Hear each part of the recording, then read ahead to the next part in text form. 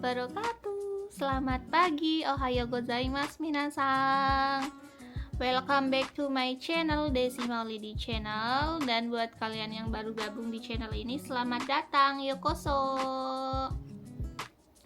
Gimana nih keadaan kalian hari ini? Semoga dalam keadaan sehat walafiat kapanpun dan dimanapun kalian berada. Amin amin ya robbal alamin. Nah, pada kesempatan kali ini aku mau sharing sama kalian tentang 7 hal yang harus kalian persiapkan sebelum masuk ke LPK. Oke? Nah, kemarin tuh ada yang komen di salah satu medsos aku, "Kak, spill dong gimana caranya belajar di LPK, gimana sih prosesnya belajar di LPK dan lain-lain." Nah, jadi kali ini aku mau sharing sama kalian. Oke? Tonton terus video ini biar kalian tahu apa aja yang harus dipersiapkan, oke? Dan semoga video ini bisa jadi referensi buat kalian yang mau masuk LPK ya, dan semoga bermanfaat. Ditonton terus. Lanjut. Nah, sebelum itu aku mau kasih gambaran sama kalian apa sih LPK itu. Nah, LPK itu adalah sebuah lembaga pelatihan kerja yang menyalurkan tenaga kerja Indonesia ke luar negeri. Khususnya yang mau aku bahas kali ini yaitu untuk kerja ke Jepang ya. Nah, untuk kerja ke Jepang itu sebenarnya nggak harus masuk LPK dulu. Kalian bisa lewat jalur mandiri. Tapi ya gitu minasang, kalau masuk jalur mandiri, kalian tuh semuanya harus benar-benar mandiri ya. Dari belajar bahasa Jepang, ngurus dokumen-dokumen, cari job, sampai proses pemberangkatan itu harus benar-benar mandiri dan itu sangat merepotkan. Nah, buat aku, karena dulu aku nggak tahu apa-apa, jadi aku masuk LPK.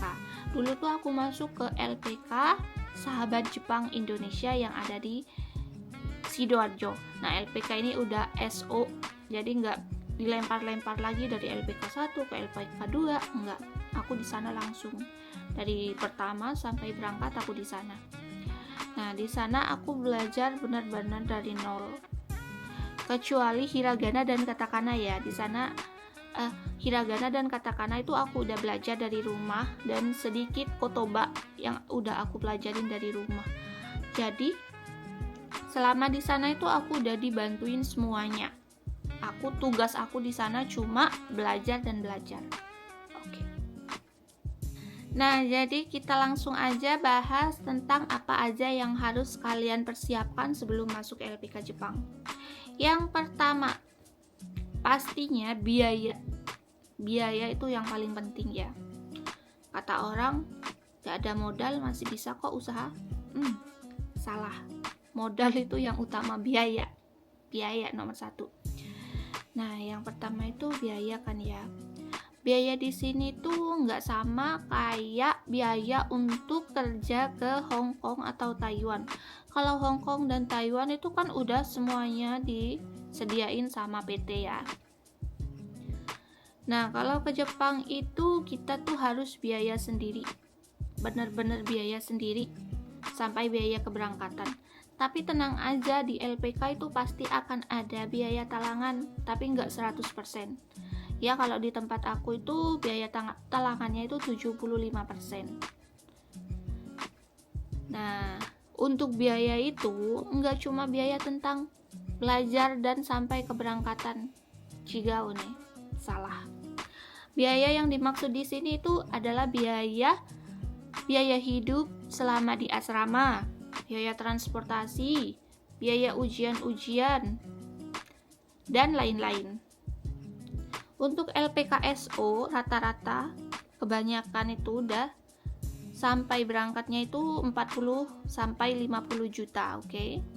Dan just information aja, kalau untuk pergi ke Jepang itu modalnya banyak.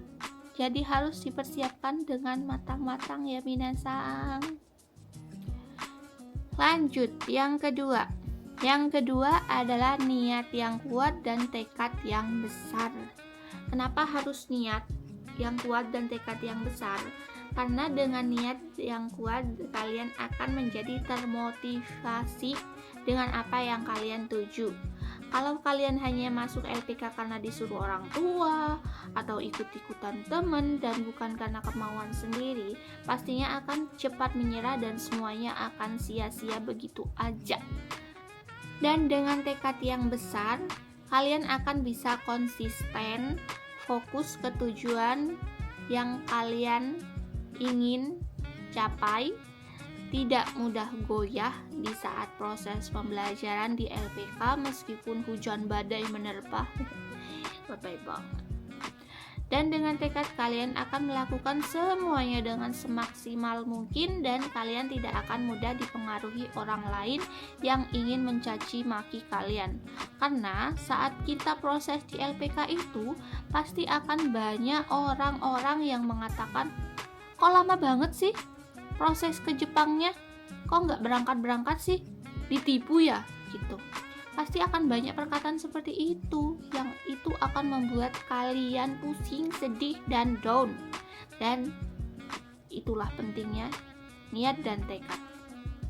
Nah, untuk saran aja sih, sebelum kalian masuk LPK, please jangan cerita sama siapa-siapa, nggak usah diumbar, aku masuk LPK Jepang loh gitu, nggak usah rame. Karena apa? Karena proses ke Jepang itu bukan proses yang cepat, tapi lama. Pasti kalau udah lama itu kalian akan ditanya sama tetangga-tetangga, sama orang-orang, kapan berangkat. Itu akan membuat kalian down, beneran. Aku udah ngalamin itu sendiri. Jangan sama kayak aku. Aku dulu pas baru masuk LPK, aku cerita sama teman-teman, aku lagi masuk LPK Jepang loh, ini itu. Pas sudah dapat beberapa bulan, kok nggak berangkat. Nah, itu yang membuat aku sedih, down, dan pengen nyerah beneran. Jadi jangan ya, jangan. Lanjut yang ketiga, yaitu mental dan fisik yang kuat. Mental dan fisik. Nah, jadi sebelum masuk ke LPK harus kalian pastikan dulu kondisi kalian ya, terutama fisik dan mentalnya. Karena pas MCU kalau fisik kalian tidak sehat, gagal. Nah, di LPK itu bukan hanya fisik aja loh sebenarnya yang dibutuhkan, yang sehatnya itu, tetapi mental kalian juga harus sehat. Karena di LPK itu bukan cuma fisik aja yang ditekan, tapi nanti akan banyak tekanan batin, beneran. Di sana di LPK itu akan ditekan batin kalian, tekan mental, tekanan batin, tekanan mental. Jadi sebelum kalian masuk LPK harus siapkan fisik yang sehat dengan cara olahraga, misalkan dengan cara olahraga, jogging, push up, sit up, susahnya, sit up dan lain-lain ya. Karena saat di LPK itu pas lagi ngerjakan soal nantinya, kalau kalian salah satu aja itu disuruh lari, misalkan suruh lari 10 meter. Nah, mending kalau salahnya 1. Kalau soalnya 50 kalian salahnya 49, udah berapa meter itu? 490 meter, capek tiap hari lari ya kan. Jadi semangat, siapkan mental dan fisik kalian, sehatkan semuanya sebelum berangkat, oke? Yang selanjutnya adalah pengetahuan bahasa Jepang. Memang sih di LPK itu benar-benar diajarin dari nol. Tapi kalau bisa aku kasih saran nih, kalian tuh harus belajar minimal menulis hiragana dan katakana sampai lancar dulu, biar nanti kalau pas di LPK itu nggak celingak-celinguk kayak orang pau-pau itu ya. Kalian tuh bisa di rumah belajar nulis hiragana dan katakana dari TikTok, YouTube, ataupun banyak tuh aplikasi di Play Store yang bisa bantuin kalian untuk belajar bahasa Jepang. Oke. Nah, aku dulu pun sebelum pergi ke LPK itu udah belajar dulu dari rumah nulis hiragana dan katakana. Jadi pas sampai di LPK itu nggak ketinggalan gitu, karena nggak harus mikir ngapalin tulisan-tulisan hiragana dan katakana lagi. Jadi aku langsung masuk ke Bunpo dan Kotoba. Jadi semangat belajarnya. Minimal 10 hari sebelum berangkat itu kalian harus udah mulai belajar nulis hiragana dan katakana. Dan sebelum berangkat harus hafal dulu, oke? Makasih. Lanjut yang kelima, ekspektasi dan realita. Apa sih itu maksudnya? Nah, ini juga tuh penting banget ya.